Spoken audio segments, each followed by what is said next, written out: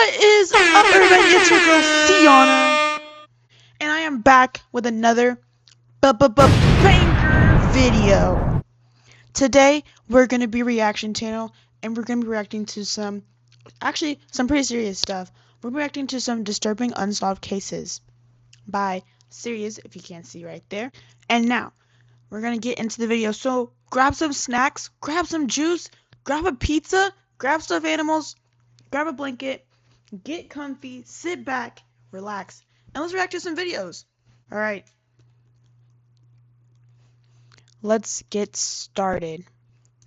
On the 11th of May 2011, 6-year-old Timothy Pitson left his school in Aurora, Illinois with his mother, Amy. Amy had shown up at the school unexpectedly, telling the staff that there was a family emergency. Timothy's teachers were caught off guard as something seemed to be severely off with Amy, but they let Timothy go with his mother, figuring everything was going to be okay. These are some of the most disturbing unsolved cases with video footage.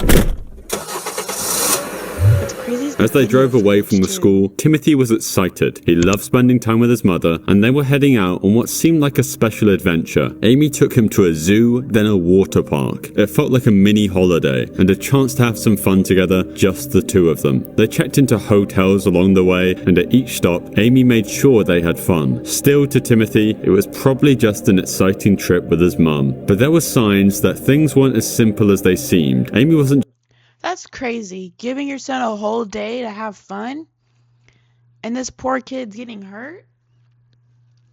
People are crazy, man. just taking a break. She was avoiding contact with Timothy's dad and other family members. She would call them every now and again, always sounding upbeat, but she never let Timothy talk to anyone. She'd say, "He's fine, he's having fun," but never gave him the phone. When she called her husband, she told him not to worry and that they were fine in a very cheerful tone. But still, the phone calls left the family uneasy. Why wouldn't she let Timothy speak? The two kept moving from place to place. They stayed in a couple different hotels, moving further and further away from home. Amy was seen on hotel security cameras, and people who saw them said that Timothy looked happy, completely unaware that anything was about to happen. At one point, Amy visited a hardware store where she bought a few items that didn't seem to fit with a road trip. She purchased small things like a notebook and a pen, things that just felt out of place. Amy seemed to be stalling, like she was trying to gain time, though no one knew for what. The choices she made only added to the mystery. Every call to her family sounded upbeat, yet the details made them anxious. Why did she seem so cheerful but refused to explain what she was doing or let Timothy talk? Amy also checked into a hotel without Timothy for one night, a strange move that raised even more questions.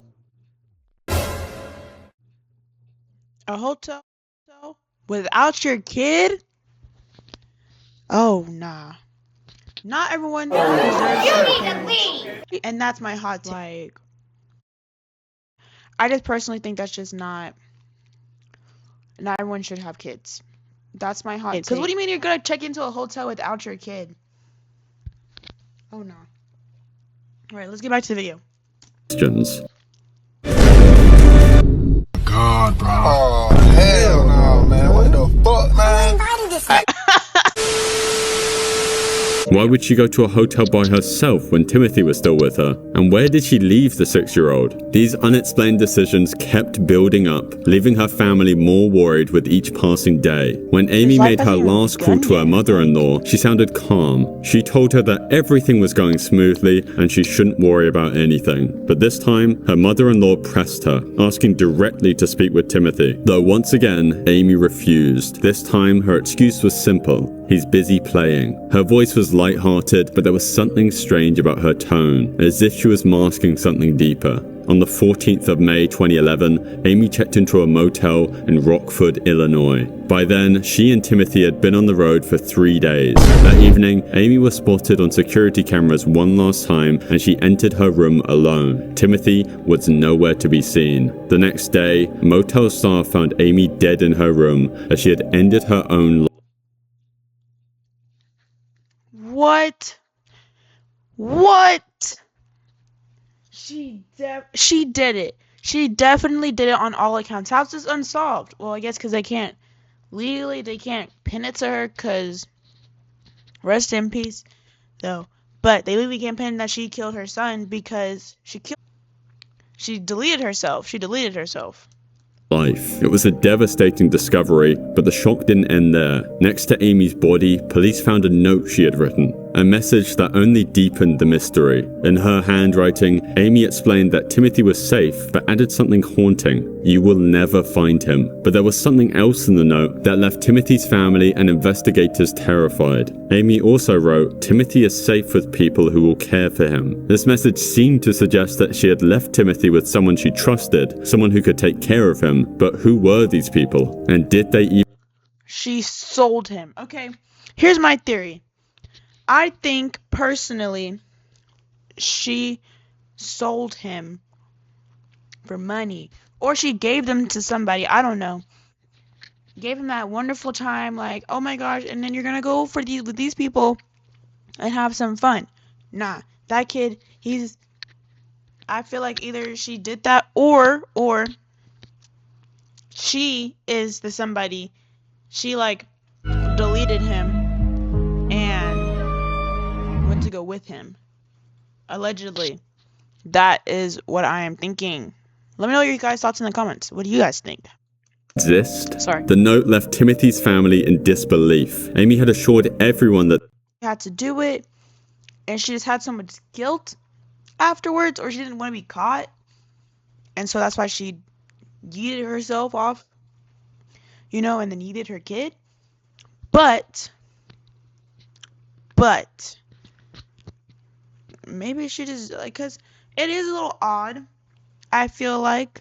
Well, let's see what else happens if they find anything else. they were fine, but now she was gone and Timothy was nowhere to be found. As the police combed through her car, they discovered traces of blood on the seat. They immediately tested it, and it was confirmed to be Timothy's. Timothy's? Guys. Maybe she, like, bang, bang, bang! He bleeding in the car, like, what the heck? What you do that for? Or he's, like, bleeding, and then, because, like, it looks like a smear, like, she dragged him out the car maybe after, because if she would have, like, ding, ding, ding, ding, ding, then I feel like there would have been more ketchup everywhere, but I don't know.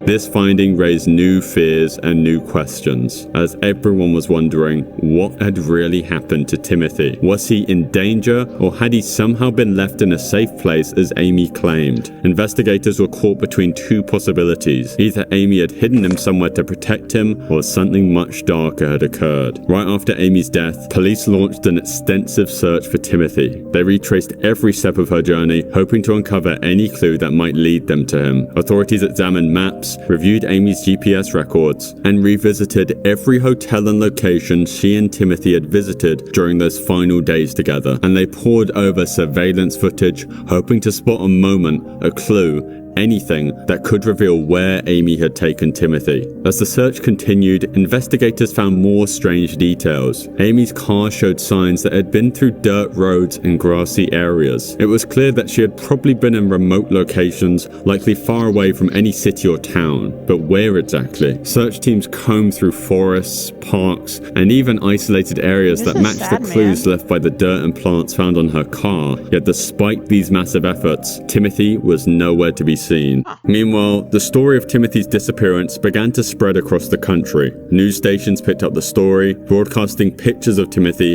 with his bright smile and innocent eyes. His face appeared everywhere, on television, in newspapers, and on missing person posters. The public was captivated by the mystery, and as more details emerged about Amy's final days, people began forming their own theories. Timothy's father, Jim Pitson, became the face of the family's heartbreak and hope. Appearing on news interviews, he spoke openly about the pain of losing Amy and the agony of not knowing where his son was, though he still believed, as Amy's note had said, that Timothy truly was safe somewhere. The general reaction to the case was mixed. Some people sympathized with Jim and clung on to the idea that Timothy was still alive, somewhere out there. They rallied for his return, joining search parties, volunteering, and spreading Timothy's story online. Others, however, began to question Amy's actions and whether her words in the note could be trusted. They speculated that her final message was meant to mislead, and some even believed that Timothy might never be found because he was no longer alive.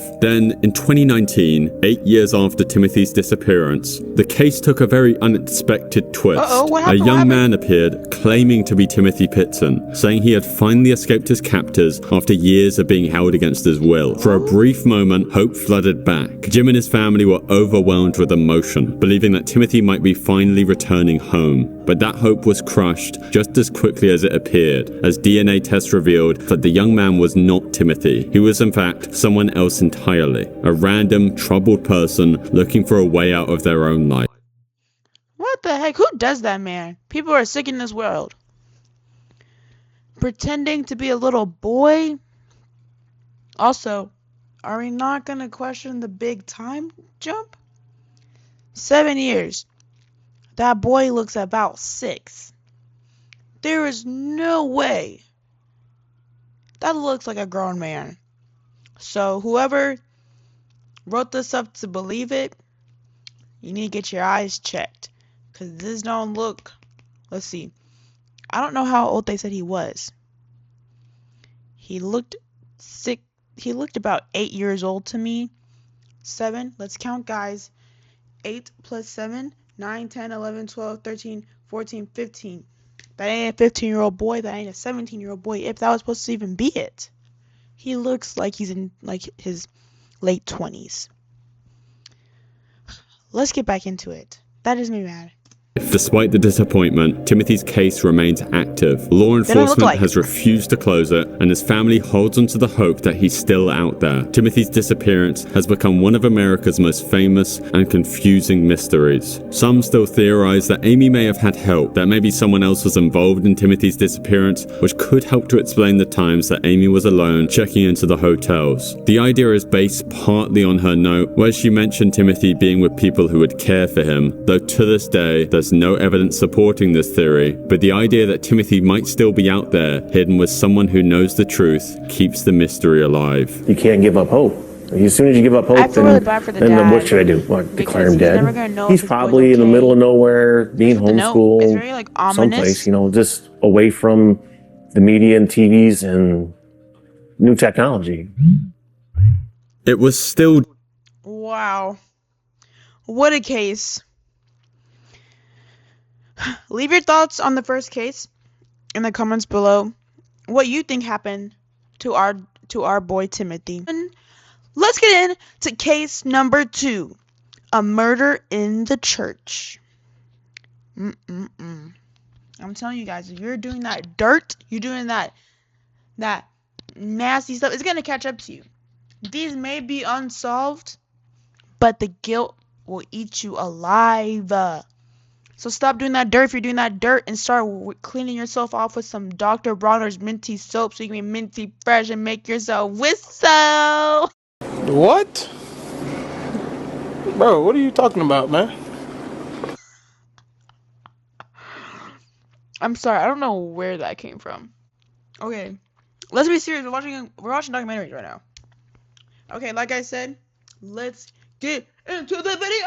Dark in Midlothian, Texas on the morning of the 18th of April 2016. For 45-year-old Terry Missy Bevers, a fitness instructor and mother of 3, this was a normal time to be up and ready. She was dedicated to her fitness classes, regularly teaching early morning sessions. She had a class scheduled at Creekside Church of Christ that day, and she was known for showing up early to set everything up. Around 4:20 a.m., Missy entered the church, her headlights briefly illuminating the parking lot before going dark.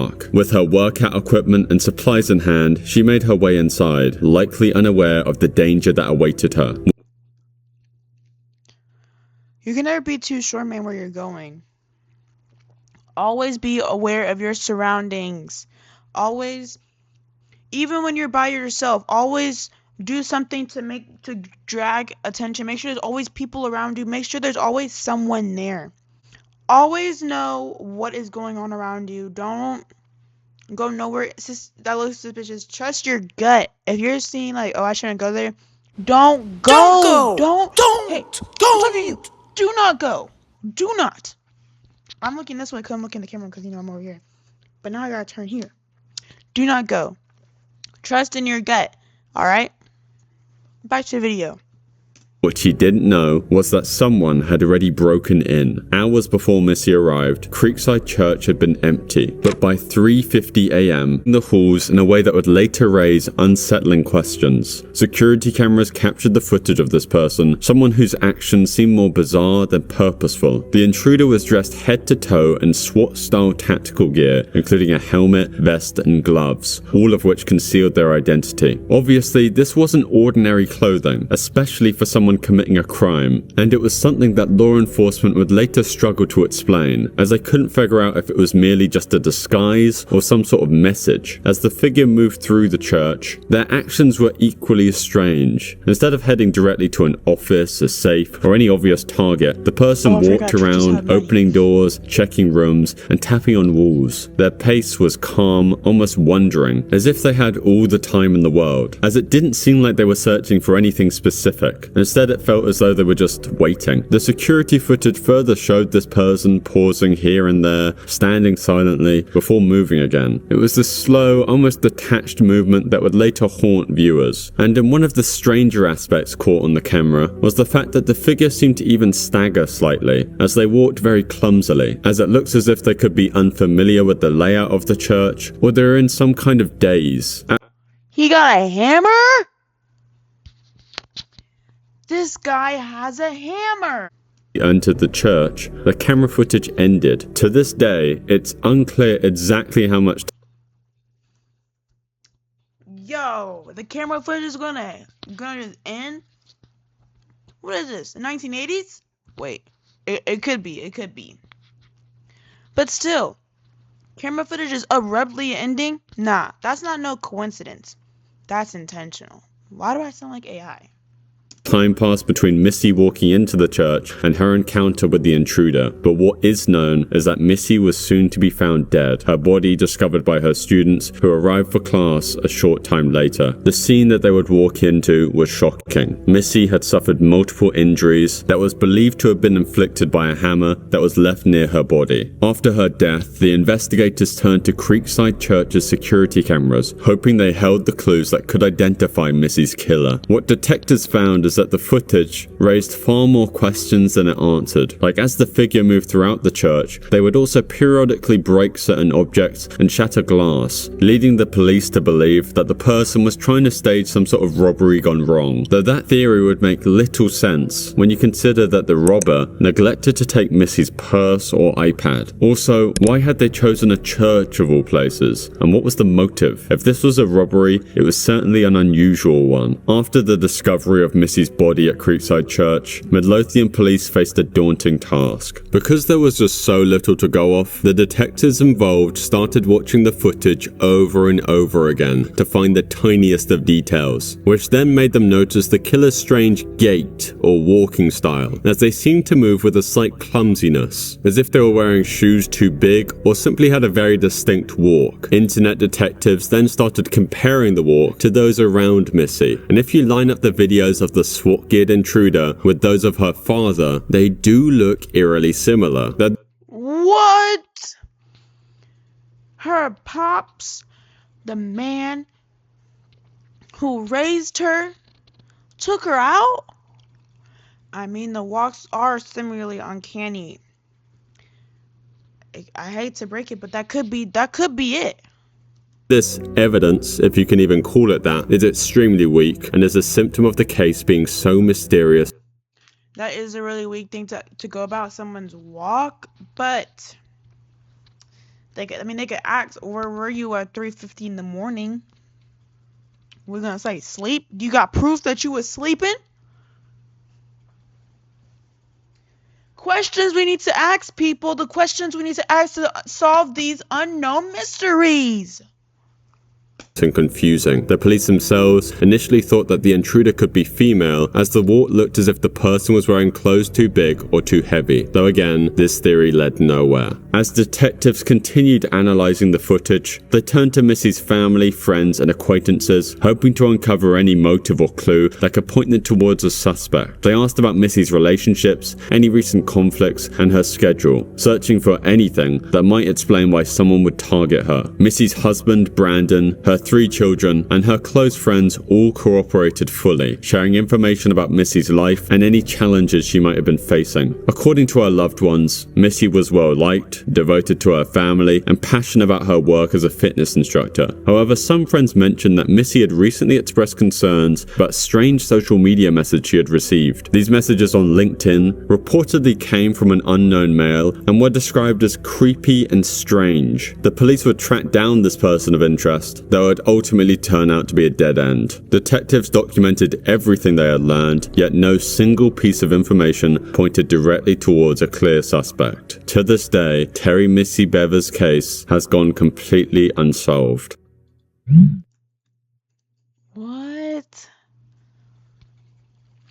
So, no lead up, no like, she had to have had something she wasn't telling people. She owes somebody money.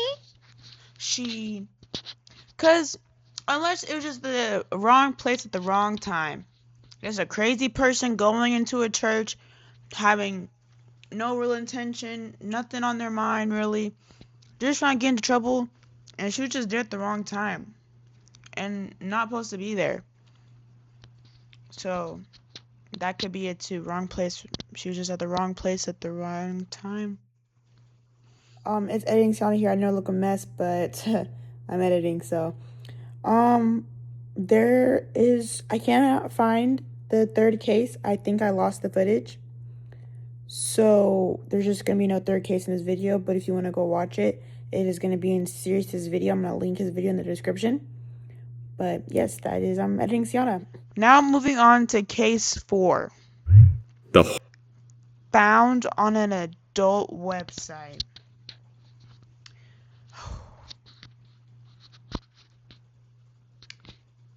Alright, I'm going to sit back for this one. I don't know, I may spring up, so I need enough room, because I don't know what's going to happen with this one.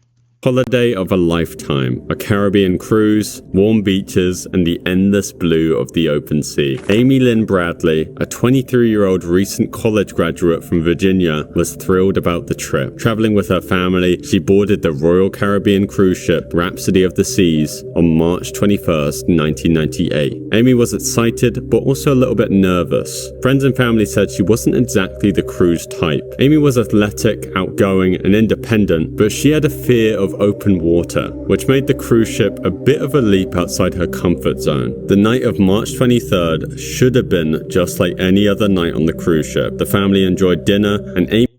See, she tried to do something adventurous, try to do something fun. I'm not saying don't go try your new, don't try to break out of your fears, but I'm just saying, isn't that odd? She had a fear of big bodies of water, and she's gonna go first thing jump into a cruise boat.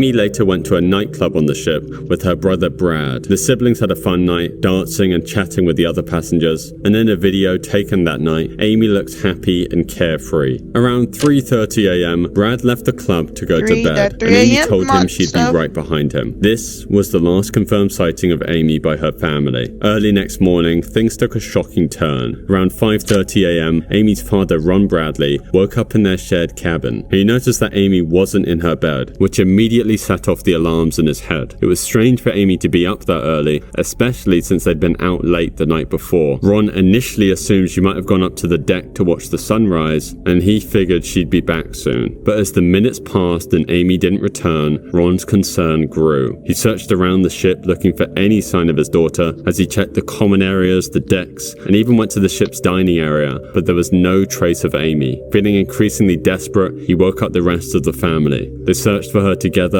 hoping to find her asleep somewhere else or chatting with a friend, but Amy was nowhere to be found. By 6 a.m., the family reported Amy's disappearance to the ship's crew. At first, the crew didn't seem as worried as the Bradleys were. They suggested that maybe Amy had gone for a swim, fallen asleep somewhere, or even gone ashore on her own during an early port stop. However, Amy's family knew she wouldn't have just wandered off without telling them. They insisted that something was wrong and pushed for a more thorough search of the ship. The search of the Rhapsody of the Seas was extensive, but it wasn't fast. Crew members scanned every deck, every room, every public area for any sign of Amy. Still, nothing turned up. By midday, the captain made an official announcement alerting all passengers to Amy's disappearance and asking for any information. But despite everyone's efforts, it was as if she had just vanished into thin air. Amy's family then tried to convince the captain to stop the boat until Amy had been found, as if the worst case scenario had happened and she had been kidnapped. She could then be smuggled off the ship when they'd eventually reached the port. The captain ignored their pleas and continued to drive the boat, allowing everyone off the ship. For the Bradley family, the idea that Amy might have gone overboard was unbearable. She was a strong swimmer and wouldn't have been careless around the water.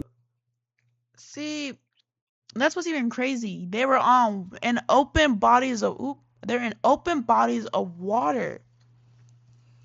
If she was to be overboard, they would never find her. The ocean is like huge, dude.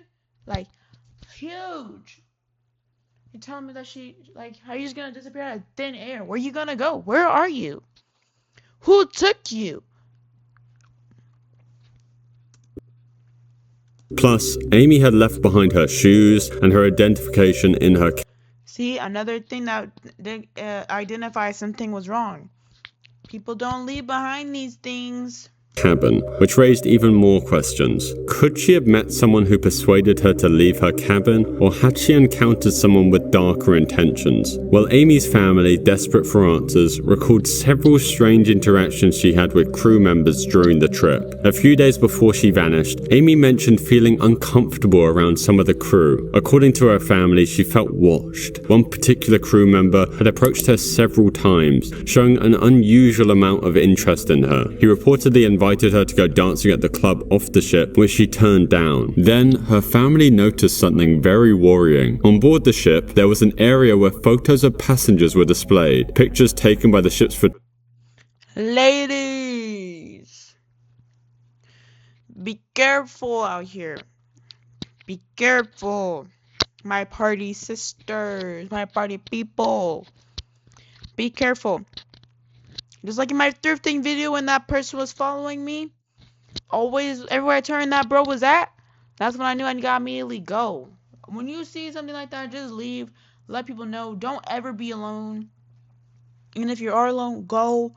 But don't go home in case they're following you. Go somewhere to a friend's house or something, Police station. Photographers available for families to view and buy, but something was wrong. All the photos featuring Amy had vanished. Her family couldn't help but wonder, had someone intentionally removed her pictures? If so, who would do such a thing and why? And as time passed, some people have claimed to have seen Amy, fueling the theories that she might still be alive. Several witnesses came forward saying that they had seen a woman matching Amy's description in the Caribbean. These sightings included accounts from a sailor and tourists who saw a woman resembling Amy with men who seemed to control her. In one case, a Canadian tourist reported seeing a woman in a brothel in Barbados. The woman allegedly begged for help, saying she was in fact Amy and was not allowed to leave. These sightings gave Amy's family hope, but all of them led to dead ends when followed up by authorities. No concrete evidence was found, and the woman in this... She probably is out there, and they got there too late, or oh shoot,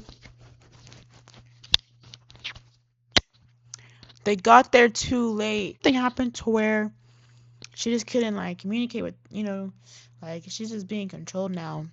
They definitely sold her photos off of that Caribbean ship. That man following her around has ties to wherever she's at.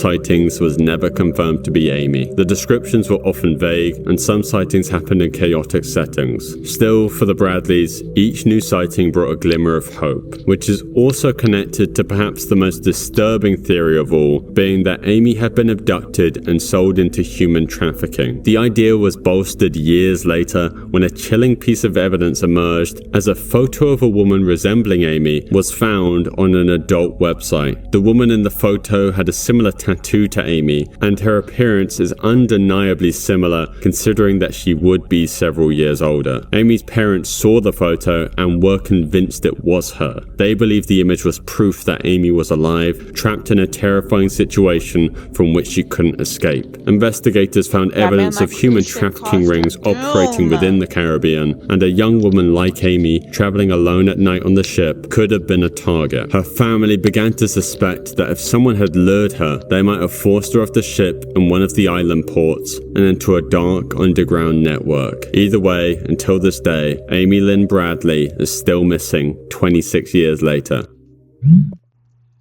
But whatever you guys think, let me know which case you think you could probably solve and you probably think happened. Let me know. Case 5. M-shaped cave. Now, you cave divers out there, you don't have to do this. You don't have to go cave diving. I don't get what is so interesting about going into the devil's booty hole. Like, y'all be wanting to go, like, it'd be like this small. You're like, I can fit through here. No, you cannot. You can't. You not. You know, like, you be trying to go, okay, guys, I'm gonna go in the Queen of England's butt crack. Time to go into the Nutty Putty cave. Time to go into the Gojo's armpit hair follicles. Like, you don't have to go in these wild cave names and go into these tiny spaces. This is not obligated. This is not a requirement. Like, please. Now, I know, as much as the cave diving jokes go, this is serious. But still, you don't have to go cave diving. No one is forcing you. I promise. She was no ordinary hiker. Kenny was the kind of person who thrived on adventure. He had been hiking for years, tackling some of the hardest trails in the southwest United States. Friends described him as fearless and intensely curious, which perhaps is what eventually led to his unfortunate end. He documented one of his hikes on YouTube, where he'd gained a small viewer base and talked about some of his findings in the endless stretches of the Mojave Desert. There were abandoned mines, strange caves, and even government training grounds all around the place. Kenny's viewers became captivated by his discoveries, eagerly awaiting another upload. And for Kenny, their excitement seemed to fuel his own. Despite the dangers, Kenny found a sense of freedom in these remote places, but he also knew the risks. A simple slip on a rock, a broken bone, or getting lost without cell reception could mean life or death. Yet Kenny believed the rewards were worth the risk. What reward? What I said was super insensitive. I am so sorry. I meant to say, like, why do this? Because I feel like it's all risk, no reward. And, like, the gain, what your people gain is, like, adrenaline junkies. They like the adrenaline. But, yeah, I wanted to say apologize. That was super insensitive when I was saying this whole clip. So... once shared that he had a habit of exploring alone, even when people warned him against it. Hiking alone in a desert like the Mojave was not something that most would consider, but Kenny saw it differently. He believed that hiking alone sharpened his senses, and it forced him to be more aware of his surroundings. Okay, wait.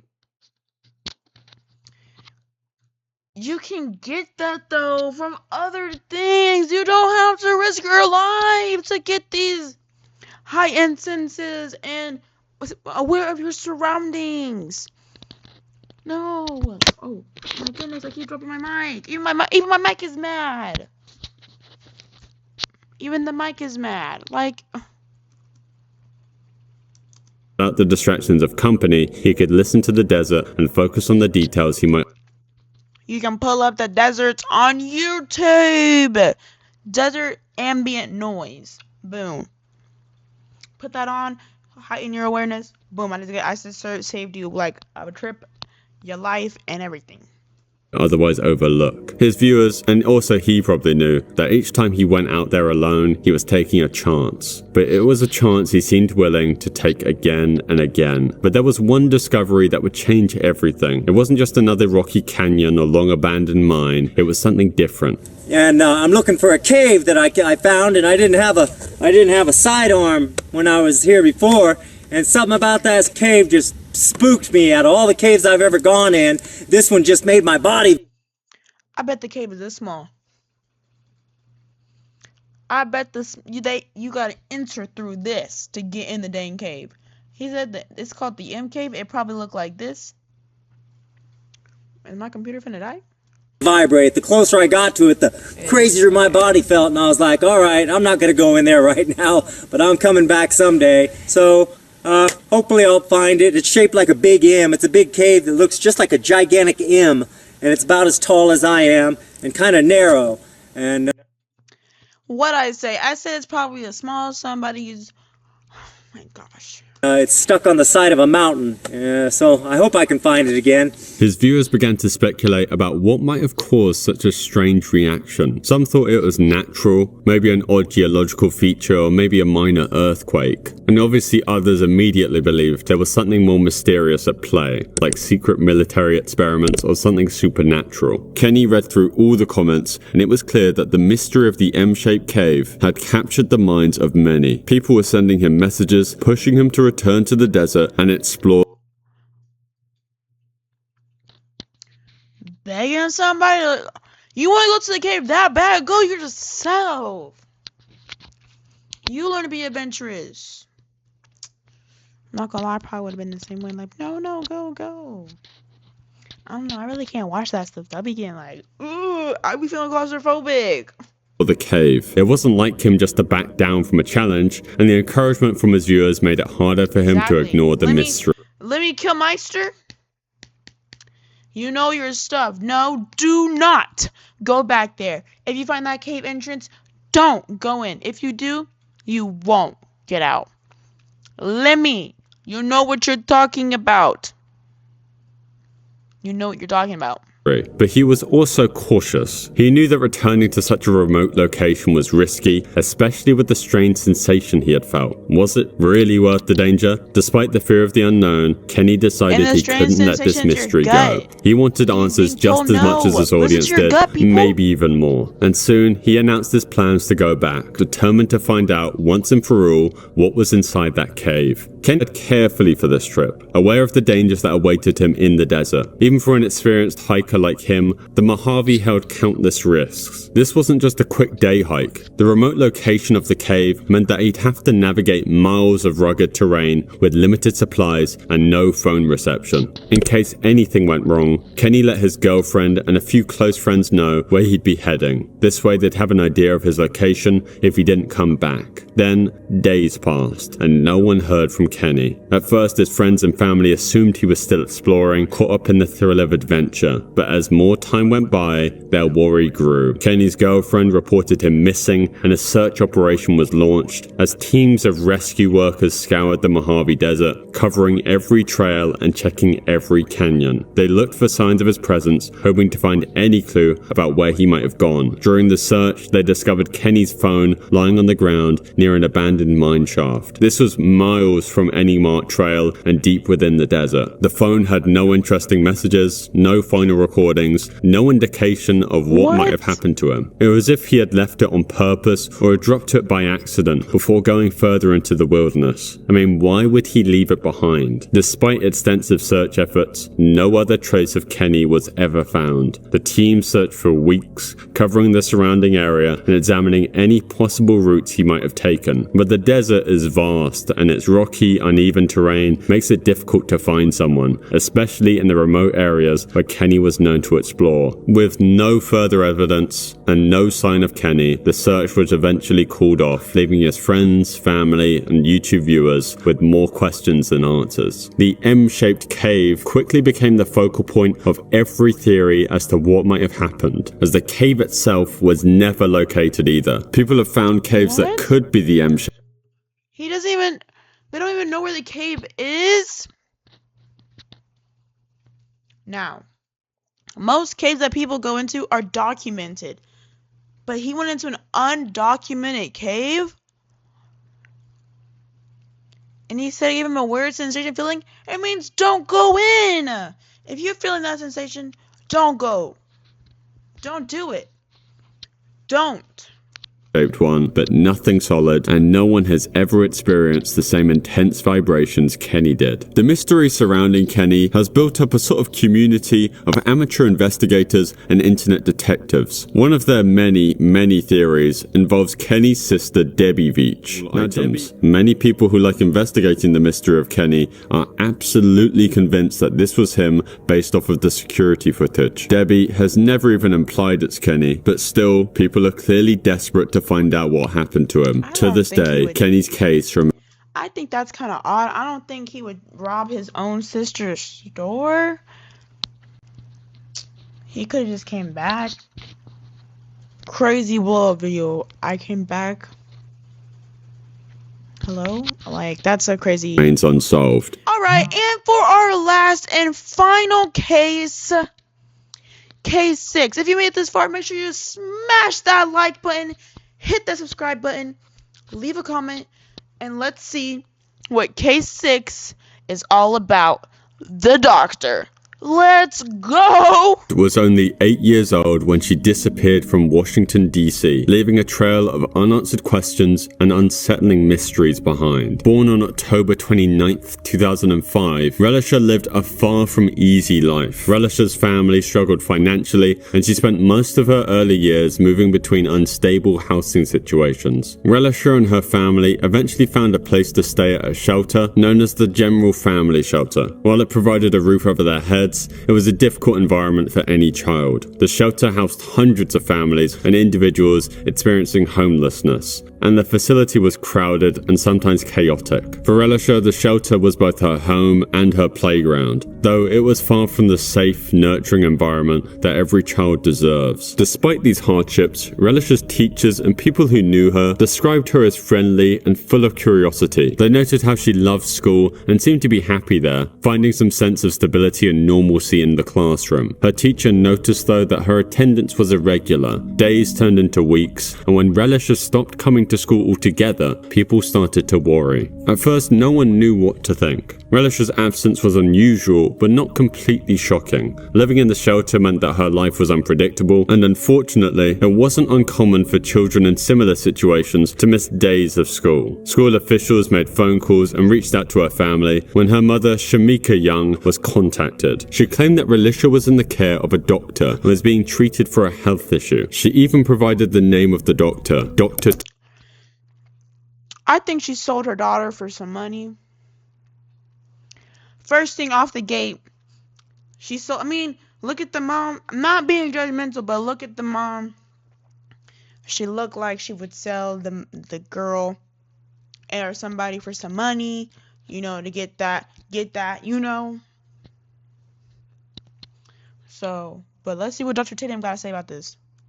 Tatum. Relieved, the school trusted Shamika's explanation and didn't press her any further. They had no reason to doubt her words, but this decision would soon reveal its terrifying consequences. It was the 1st of March 2014 when the authorities were finally contacted. School officials decided to look into Relisha's absence once more and discovered something that made them uneasy. The Dr. Tatum that Relisha's mother had referred to wasn't a doctor at all.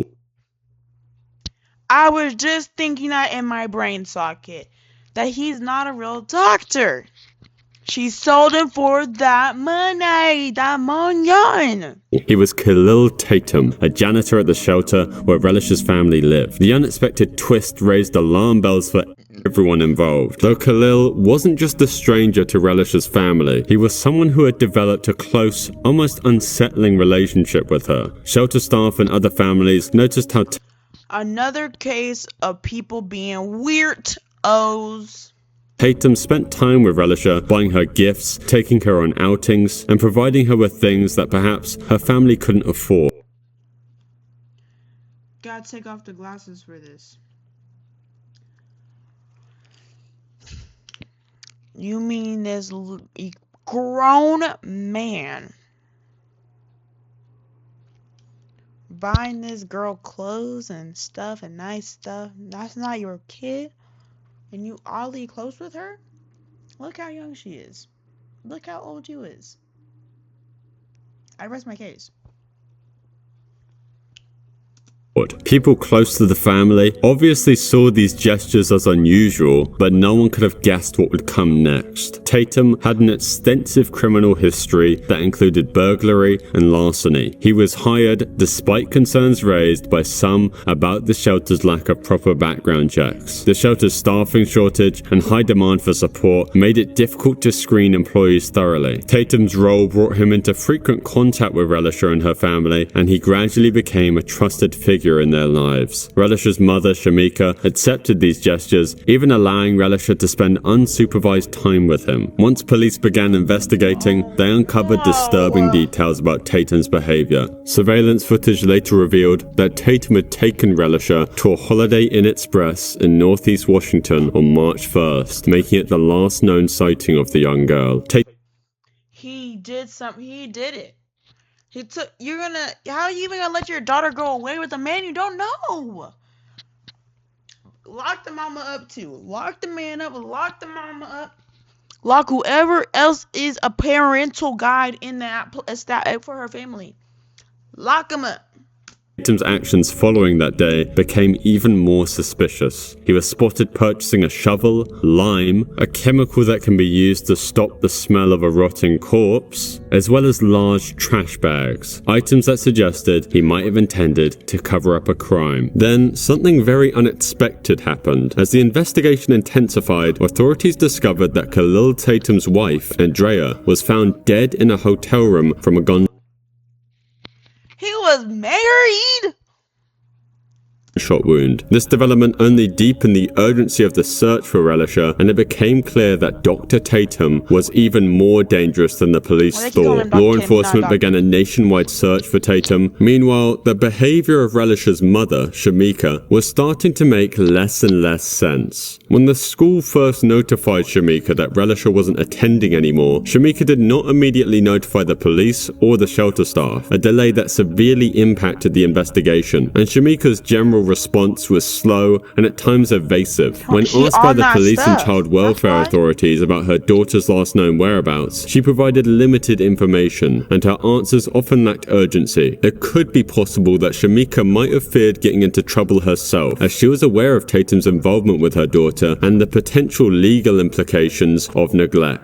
Authorities investigating the case became increasingly frustrated with Shamika's lack of cooperation. Although she eventually acknowledged that Tatum had been taking care of Relisha, she continued to give inconsistent statements about why she allowed her daughter to spend so much time with him. Her explanations were often contradictory, shifting between trusting Tatum as a caring figure and being unaware of the danger her daughter faced. Shamika's behavior. How was you unaware of the danger she gonna face when she's with a man you don't even know? Behavior either suggested a stupidly high level of trust in a stranger or a complete failure to recognize the stupidly. A stupid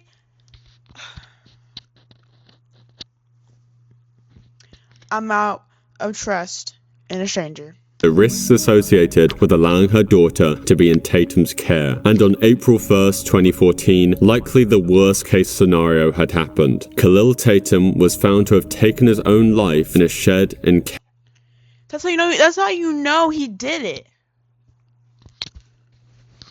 People can't take the guilt. The guilt eats you alive when you do things you're not supposed to do, people.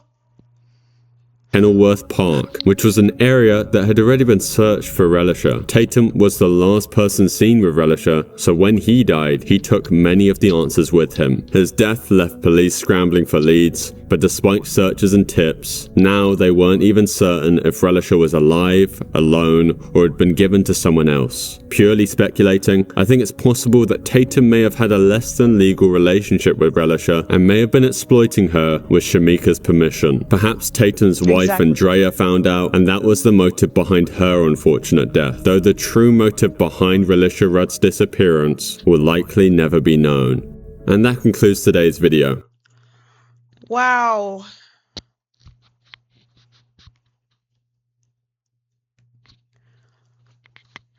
What a video. So many cases that are unsolved and so many more. If you want to see more of these unsolved cases, horror, true crime stuff, go ahead and leave a like, Leave a comment of what case you think is the most interesting and that you want to hope gets solved. And I will see you on the next one. I'm thinking of calling these Editing Siana here. These will not be called Reaction Mondays. Just because I could not get the video out on Monday. But next time we will try something different. Like we can choose reaction days. With the editing I was trying to do, I couldn't edit my video fast enough with everything I had going on. Life happened, but I will edit on time and quicker next time. Okay, bye again. Mondays? If you think I should post a reaction video every Monday, let me know. Anyways, that's it. That's Siana for you. Oh, yeah, I forgot. And my name is Siana.